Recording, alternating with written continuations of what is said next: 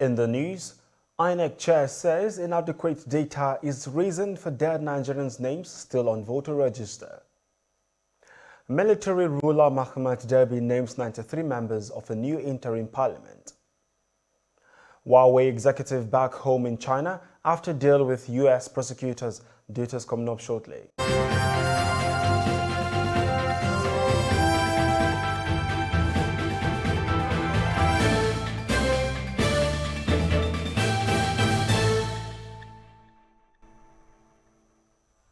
This is TOS Television, your digital first Pan-African news network. I am Merciful Ajinomo and you're watching TOS News 360.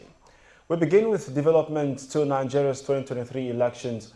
A pro-North group, Congress for Better Nigeria, has berated the southern governors over their insistence on power returning to the southern zone in 2023.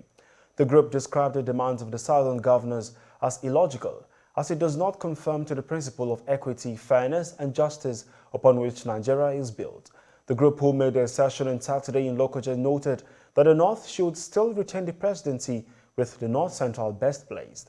They identified Governor Yahaya Bello of Kogi State as the most preferred and qualified candidate from the North Central zone.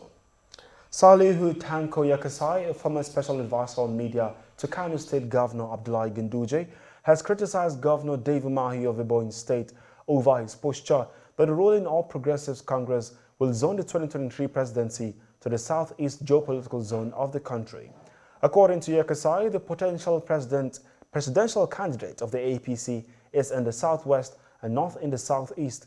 Yakasai listed APC national leader Bola Tinubu, Vice President Yemi Osinbajo, as well as Secretary State Governor Kayode Fayemi as having the ability to win the next presidential election. Still on election, the chairman of the Independent National Electoral Commission, Professor Mahmoud Yakubu, has said the inability of the commission to get adequate data on death in the country has hindered it from removing names of dead Nigerians from the voter register. He added that INEC had been periodically removing ineligible persons and multiple registrants using technology, but not technology cannot assist the commission to identify and remove dead persons from its record. Yakubu has called on the National Population Commission to ensure that data on dead persons in the country is made available to the Commission for a proper cleanup of the voter register. And now to news across Africa. 5 months after declaring himself leader of Chad's military government following the death of his father, longtime President Mohamed Idris Deby has named 93 members of a new interim parliament. The National Transitional Council will act as a National Assembly of Transition ahead of elections, according to a dossier distributed to the media. Members of the former opposition of his father were among the members. There was no representation, however, from the opposition platform Wakit Tama or from the civil society organizations that have denounced the coup by the younger Deby. Over 100 prominent officials of Tunisia's Islamist Ennahda party, which is facing a severe split, resigned on Saturday in protest at the leadership's performance. Ennahda, largest and powerful party in parliament since the 2011 revolution that led to the ousting of its longtime president, was thrown into crisis by its response to President Kais Saied's sacking of the government and suspension of parliament on July 25th, an intervention the opposition called a coup. Among the resignations are 8 lawmakers and several former ministers, including former Minister of Health Abdelatif Meki. This is your digital first Pan-African news network, TOS Television, and you are watching TOS News 360. More African stories plus global and business stories on return. Stay with us.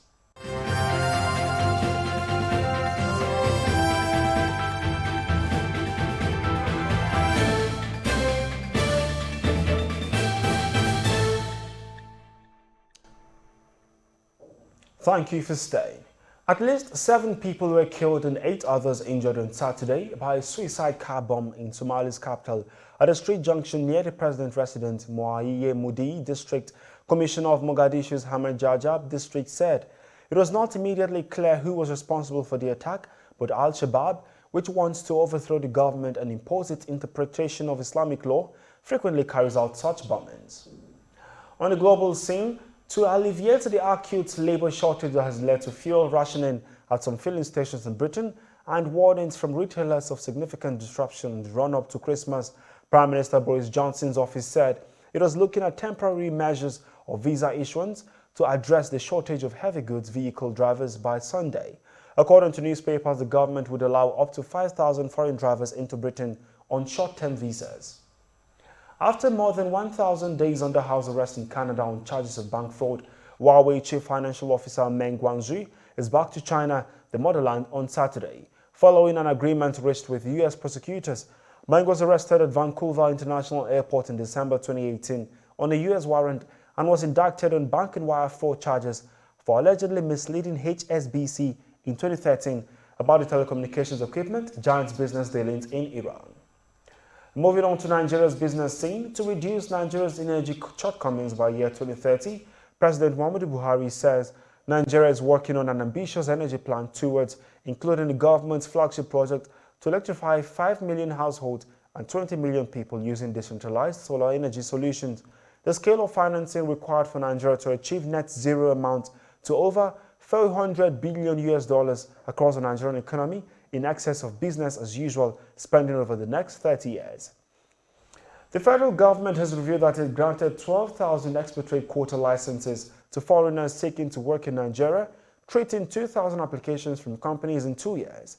Minister of Interior Rauf Aregbesola, who made this known in Kaduna, disclosed that since inception, the ministry has handled 14,690 companies and granted 126,893 quota. And that is TOS News 360 on your digital first Pan-African news network. For more updates, visit www.tostvnetwork.com. Follow and like our social media handles on Facebook, Twitter, and Instagram. And remember to subscribe on YouTube. Stay with us and enjoy more programs on the network. I am Merciful Ajinomo. Many thanks for listening.